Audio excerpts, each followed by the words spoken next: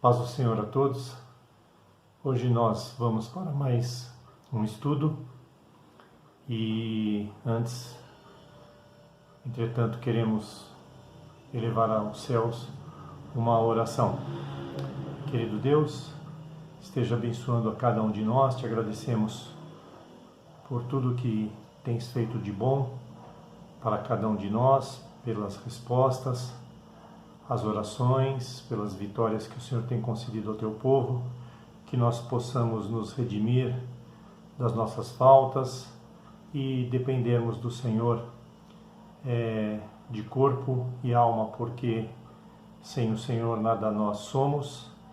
E fala, Senhor Jesus, com teu Espírito Santo, mais uma vez nesta manhã, e que o Senhor possa abençoar a tua igreja. Em nome de Jesus, oramos agradecidos por tudo, mais uma vez. Amém.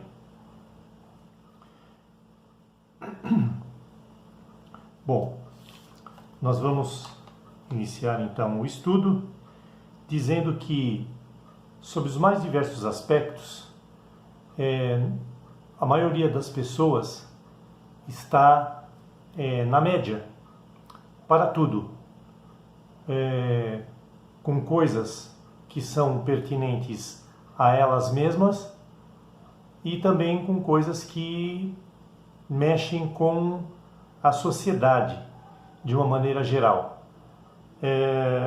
Sabendo disto, nós devemos encarar esta questão pelo lado espiritual de não estarmos na média, mas procurarmos estar acima dela.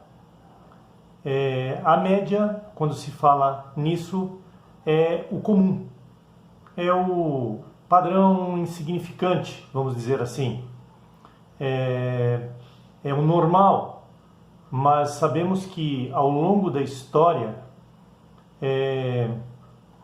pessoas que saíram da média foram os grandes inventores nos mais diversificados segmentos, nas mais diversificadas áreas do mundo. Aquelas pessoas que saíram da média foram as que se destacaram e contribuíram com isso tremendamente para a humanidade. Se as igrejas, de um modo geral, estivessem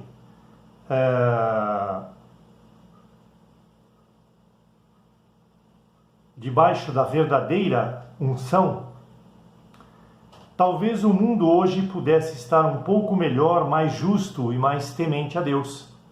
Então a igreja espiritualmente deve procurar estar acima desta média para poder atender às necessidades do mundo e estar mais dentro daquilo que Deus pede. Nós temos exemplos bíblicos que nos remetem a pensar desta forma. As pessoas querem ver em você que realmente você é de Deus. E para isso estar acima da média é excelente. Em 1 Reis, capítulo 17, versículos 24, nós temos a viúva de Sarepta, que tem um embate com o profeta Elias. O profeta Elias, apesar de ter feito o milagre da multiplicação da farinha e do óleo, essa viúva, ganhando esta dádiva do Senhor, tempos depois o filho dela adoece e morre. E o profeta Elias, então, estando na casa, ou sendo chamado para esta casa, é interpelado se ele estava lá para amaldiçoar, vamos dizer assim, a vida desta mulher. E então o profeta Elias pega o menino, leva para um quarto superior, deita-se sobre o menino, ora, e Deus devolve a vida a este menino. E aí sim, quando ele desce deste quarto com o menino já vivo, ressurreto em seus braços, aí a viúva expressa que agora eu sei que o Senhor realmente é temente a Deus. Então as pessoas querem ver frutos positivos e para isso estar acima da média é muito bom. João 19, 34 a 35 também nos mostra que os soldados estavam lá espreitando a morte de Jesus, e quando ele morre, um dos soldados, para verificar se ele estava morto, fura a lateral do corpo de Jesus e dali sai sangue e água.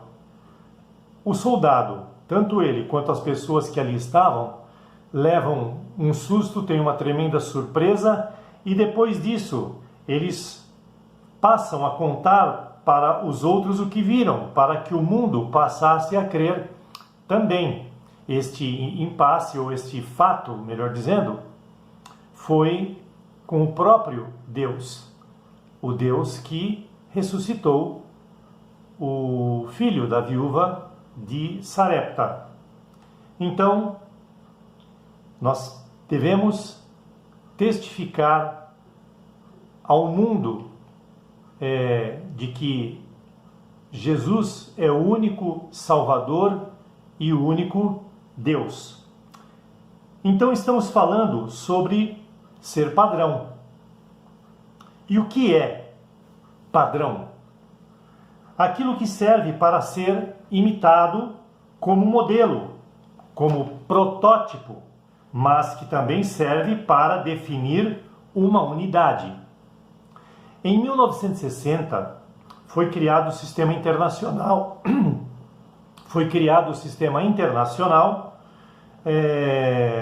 De medidas para que o mundo tivesse uma padronização nesta área. Os milímetros, os centímetros, os metros, quilômetros, né? E temos também um outro sistema paralelo internacional, que é o de peso. Gramas, quilogramas, toneladas. Então, quando você faz os cálculos sobre essas questões de padronização, por exemplo, sobre 200 gramas, nós temos aqui um exemplo que eu coloquei. Você tem 200 gramas ou 200 gramas escrito numa outra expressão usando uma outra unidade do sistema internacional. 200 gramas você pode escrever assim ou pode escrever desta forma. Você tem que acompanhar o sistema da unidade e também respeitando o sistema decimal aqui. Tudo isto é padrão e deve ser entendido desta forma, tanto no lado oriental do mundo quanto no lado ocidental. Todos entendem esta grafia. Para usar estas medidas com eficiência, para que as mesmas tenham eficácia, surtam efeito, temos o auxílio da boa e velha tabuada, que nunca deve ser negligenciada, muito pelo contrário, decorada, e muito bem decorada. E para qualquer coisa que se pense em fazer, normalmente sem uso desses instrumentos, com os respectivos cálculos da tabuada, ocorrerá erro. Todos nós estamos subjugados, sujeitos aos padrões pré-estipulados nas diversas áreas que nos cercam em nossas vidas. Quanto aos estudos, temos que, concordando ou não, seguir os conceitos matemáticos, físicos, químicos ou históricos. Nós temos que seguir aquilo que foi padronizado. Respondendo a qualquer indagação e não respeitando aos preconceitos, melhor dizendo, neles estipulados, você também erra. Por exemplo, quem descobriu o Brasil? Nós sabemos quem foi: Pedro Álvares Cabral. Nós respondemos assim porque está preconceituado que foi ele, independentemente de você ter visto ou não ter visto este fato acontecer. Se o cálculo feito num problema exigir uma resposta determinada em gramas, como nós vimos, você deve fazer aquela comparação com a mudança da unidade para quilogramas. E qualquer pessoa poderá notar tranquilamente isto, se ela dominar o sistema internacional, de que você está falando de um mesmo número. A numeração de uma rua tem como padrão de que o seu início é do centro da cidade, de uma cidade, para a sua periferia ou para os bairros. Isto normalmente. Nesta direção, direita ou esquerda. Quando se fala em direção, é direita ou esquerda. Não levando-se em conta o sentido, porque quando se fala em sentido, nós estamos falando vertical ou horizontal. Então, a numeração, seguindo do centro da cidade, de modo padronizado para o bairro, nesta direção, nós temos que os números ímpares seguem do lado esquerdo, deixando o centro da cidade para trás, olhando para o bairro, nós temos do lado esquerdo os números ímpares, do lado direito os números pares. Assim foi convencionado e é respeitado desta forma na maioria das cidades. Isto é pré-estipulado, não se pode fugir disto. Repito, há também a questão de onde está colocado o volante de um veículo. Se estiver posicionado à esquerda, este veículo deverá andar de quem olha de cima para baixo, ele deverá andar à direita para ir e à esquerda deste lado para voltar. Isso é uma padronização também quase que internacional. Do contrário, inverte-se o posicionamento do volante e você inverte também, olhando de cima para baixo, a direção para onde os carros andam. Nesse segundo caso, o carro para ir andará do lado esquerdo, para voltar do lado direito, como acontece na Inglaterra, como acontece na Austrália, como acontece na Malásia, dentre outros países mais. Quando olhamos em direção às questões que envolvem uma religião, também é assim, é padronizado. Muito embora pareça que não, porque existem cada vez mais religiões que pregam ou seguem heresias, que contrapõem e muito a doutrina bíblica, que deveria ser única. Existe para isto muitas frases feitas que as pessoas falam. Olha, todos os caminhos levam até Deus. Eu colocaria aí uma interrogação. Porque a própria palavra que é padronizada na Bíblia, ela nos diz em Provérbios 14:12, que há caminhos que ao homem parece ser bom, mas o final deles é perdição, é engano, dá-se com os burros na água. Religião, cada um tem a sua. É uma outra frase feita, é um fato. Religião não se discute. Também é um fato. Mas desde que as religiões sigam, como eu já disse, um padrão pré-estabelecido, assim como um livro de história ou um livro de matemática. Você não deve falar, seguindo os conceitos matemáticos, que 2 vezes 2 é igual a 37. Ah, mas é claro que não é, porque você faz as contas, conta nos dedos e você consegue chegar à conclusão de que realmente 2 vezes 2 não são 37, são 4. Bom, de igual forma você não deve furtar-se de entender que, historicamente, quem descobriu o Brasil foi Pedro Álvares Cabral, como eu já falei. E alguém pode dizer assim, mas me prove que não foi ou que foi ele. Nós não vimos realmente, mas está padronizado. E se você responder num teste para um emprego ou para entrar numa universidade ou para qualquer coisa que o valha, que quem descobriu o Brasil na sua convicção não foi Pedro Álvares Cabral, mas foi Pedro Mendes da Silva, se você responder isto, você erra, porque é padronizado. A Bíblia também está padronizada. Tem uma história toda montada em cima dela para doutrinar as pessoas, independentemente de qual religião elas sigam ou pertençam.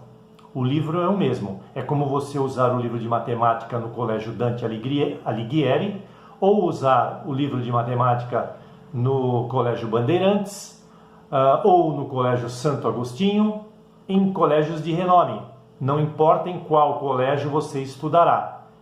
O livro será aquele que contém os conceitos matemáticos e nas 3 escolas que eu citei, não importa, você terá que responder de igual forma, porque o livro que você vai consultar nas 3 dita aquela regra pré-conceituada como padrão de qualquer matéria. Assim também é a Bíblia. Ela é utilizada em muitas religiões e nas diversas religiões a Bíblia tem que ser respeitada. Se o que ela diz está sendo praticado, ok. Se o que ela diz por uma determinada religião não está sendo praticado, há erro, e isto é altamente comprometedor para quem assim age. Nós temos que, em Atos 17, 16 a 28a, o apóstolo Paulo ele teve um encontro com alguns homens que eram gregos filósofos. E eles estavam lá numa reunião e eu gostaria de ler aqui o posicionamento de como o apóstolo Paulo se comportou naquela oportunidade, atestando isso que nós acabamos de falar. Então, aqui está, Atos 17, 16 até 28a. Enquanto estava esperando Silas e Timóteo em Atenas, Paulo ficou revoltado ao ver a cidade tão cheia de ídolos. Por isso discutia na casa de oração com os judeus e com os não-judeus que adoravam o Senhor. E todos os dias discutia na praça pública com as pessoas que estavam ali. Alguns professores epicureus e alguns estoicos também discutiam com ele e perguntavam: o que é que este ignorante está querendo dizer? Outros respondiam: parece que está falando de deuses estrangeiros. Diziam isto porque Paulo estava anunciando Jesus e a ressurreição. Então eles o levaram a uma reunião no lugar chamado Areópago e disseram: gostaríamos de saber que novo ensino é esse que você traz. Algumas coisas que você está dizendo parecem esquisitas e nós gostaríamos de saber o que é isso. Fizeram isto porque todos os moradores de Atenas e os estrangeiros que viviam ali gostavam de passar o tempo contando e ouvindo as últimas novidades. Então Paulo ficou de pé diante deles no Areópago e disse: homens de Atenas, em tudo vejo que vocês são muito religiosos. Porque quando eu estava passando pela cidade, olhando os lugares onde fazem as suas reuniões religiosas, encontrei um altar em que está escrito ao Deus desconhecido, pois esse Deus que vocês adoram sem conhecer é justamente aquele que eu estou anunciando. O Deus que fez o mundo e tudo que nele existe é o Senhor do céu e da terra e não mora em templos feitos por seres humanos. E também não precisa que façam nada por ele, pois é ele mesmo quem dá a todos vida, respiração e tudo mais. De um só homem criou todas as raças humanas para viverem na terra. Foi ele mesmo quem marcou os tempos e os lugares certos onde os povos deviam morar. Fez isso para que pudessem procurá-lo e talvez encontrá-lo, pois ele não está longe de cada um de nós, porque nele vivemos, nos movemos e existimos. Então, Paulo estava falando àquele tipo de gente, os que praticavam o estoicismo, que ensinava que as pessoas devem negar o prazer carnal e lidar, melhor dizendo, com o controle da vida, com as coisas, não deixando escapar das suas mãos. E os epicureus lidavam com uma filosofia que os prazeres deveriam sim ser desfrutados com moderação, buscar sempre a tranquilidade, deixar os medos e as pressões. E hoje nós temos a gnose, que é uma filosofia presente nos tempos atuais, que tem muito como base essas filosofias gregas que se iniciaram em Atenas. E o apóstolo Paulo não se furtou um minuto de, com total educação e respeito, pregar a palavra àquele povo, né? E não deixou de fazer isto, dizendo que eles deveriam seguir, na verdade, a Jesus. E é o que todos nós devemos fazer para com as pessoas que não seguem Jesus ou que o seguem de uma forma um pouco estranha, incompatibilizada com o que diz as Escrituras sagradas. Tanto isso é verdade, que Paulo cita a Timóteo o seguinte no capítulo 4, versículo 12 de sua primeira carta, a Timóteo. Ninguém despreze a tua mocidade, mas seja o padrão, o exemplo dos fiéis, na palavra, no trato, no amor, no espírito, na fé e na pureza. Timóteo, seja um padrão. É o que o apóstolo Paulo cita para ele, independentemente de ele ser jovem, ele deveria ser respeitado se fosse padrão, se estivesse acima da média também.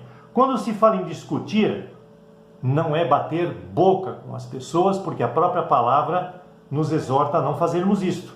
É expor a realidade dos fatos com sensatez, apontando para aquilo que a Bíblia nos ensina. Aquilo que está outorgado na Bíblia. Isto é o que vale, isto é o padrão. Afaste-se das discussões tolas e sem valor, pois você sabe que acabam em brigas. O servo do Senhor não deve brigar, mas ser delicado com todos, segundo Timóteo, capítulo 2, versos 23 e 24. Aqui mais uma exortação a pregarmos, mas não brigarmos. Falarmos do que deve ser falado com sabedoria, com sensatez e tudo em paz. Um outro texto de 2 Timóteo, capítulo 2, versículos 16 a 19, nos ensina algo também sobre isto. 2 Timóteo, capítulo 2, versículos 16 até 19, nos ensina o seguinte: evite as discussões tolas, que ofendem a Deus, pois aqueles que as provocam se afastam mais e mais do caminho de Deus, ou seja, saem fora do centro da vontade dele. O que eles ensinam será como uma ferida aberta que vai devorando o corpo. 2 desses mestres são Himeneu e Fileto. Eles abandonaram o caminho da verdade e estão atrapalhando a fé que alguns têm, afirmando que a nossa ressurreição já se realizou. Mas o firme fundamento que Deus colocou não pode ser abalado, e sobre este fundamento estão escritas estas palavras: o Senhor conhece os que são dele. E ainda, todos que dizem que pertencem ao Senhor precisam abandonar o pecado. Por isso que é necessário observar, você que segue qualquer religião, você deve medir se aquilo que estão te ensinando, aonde você vai executar as suas práticas religiosas, é condizente com a palavra ou não. A palavra é padrão. É aí que mora a grande questão que nós estamos discutindo hoje. Um outro texto de Tito, capítulo 3, versículo 9, nos ensina o seguinte: mas evite as discussões tolas, as longas listas de nomes dos antepassados, as brigas e os debates a respeito da lei dos judeus. Essas coisas são inúteis e sem valor.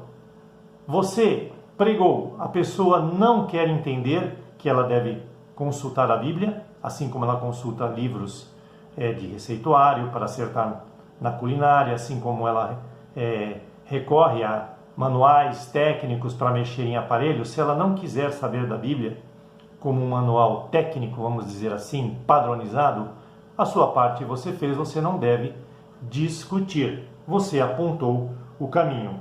Paulo tinha moral para falar sobre isso, porque ele cumpria isso em sua vida. Ou seja, pacificação sim, mas sem deixar de apontar o que era e é correto. Eu gostaria de contar aqui uma história breve sobre a aplicação disto. Havia um rapaz que trabalhava numa montadora. Naquela época havia uma forte pressão nas fábricas. Os gerentes apressavam e interferiam nos trabalhos com intensificação. Vamos trabalhar, vamos produzir. Os sindicalistas pediam para diminuir a produção por questões de greve, essas coisas que nós sabemos bem como é. A fé e o idealismo do nosso protagonista o colocavam em maus lençóis. Ele sabia que Deus não aceita menos do que seu e nosso esforço máximo para o trabalho secular e, por que não, para o trabalho eclesiástico da igreja. Ao colocar isto para seu líder e colegas de trabalho, estes não aceitaram. Pô, como que você quer ficar trabalhando aí puxando o saco do patrão se nós estamos querendo bolar uma greve aqui por causa de salários e você puxa saco do patrão? Então, pessoas assim, nós sabemos que enfrentam problemas. Ele sabia que Deus não aceita menos do que o máximo, como eu disse. E ele queria dar o máximo, era justo. Ao colocar isso para o seu líder e colegas de trabalho, esses não aceitaram e então, para ele passou a sobrar tarefas indesejadas, que ninguém queria fazer, as piadas vulgares, ele era alvo de todas elas, de sarcasmo por parte dos seus colegas, e sofria por causa disso. Porém, o tempo passou e num certo dia o líder, Brutamontes, que puxava toda a gangue de trabalhadores contra ele, o procura e diz: "Você pode fazer uma oração por minha irmã?" Assustado, então, o nosso protagonista diz que respondeu: "Por que eu?" Ele me respondeu asperamente: "Porque ela está com câncer e preciso da oração de alguém que Deus ouça. E você é uma pessoa que observo teme realmente a Deus." O amargo rancor a partir dali então foi cessando entre as duas partes. Assim como o centurião no capítulo 7 de Lucas, as pessoas que enfrentam tempestades não desperdiçam tempo nem medem palavras. Elas vão diretamente às pessoas cuja fé identificam-se como verdadeira e que demonstram intimidade para com Deus, ou seja, passam confiança às pessoas, independentemente das circunstâncias que as cercam.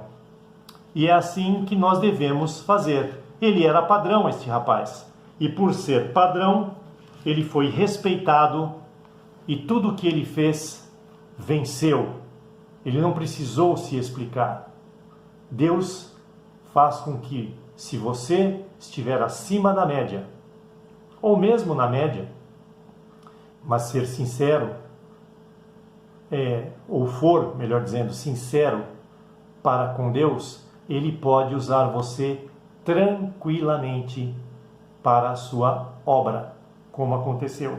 As pessoas não procuram qualquer um para desabafar ou para pedir orações. Eles procuram pessoas que no popular normalmente se diz: tem café no bule, sabendo que toda a honra e toda a glória pertencem a Deus. Eu gostaria de, para encerrar este estudo desta manhã,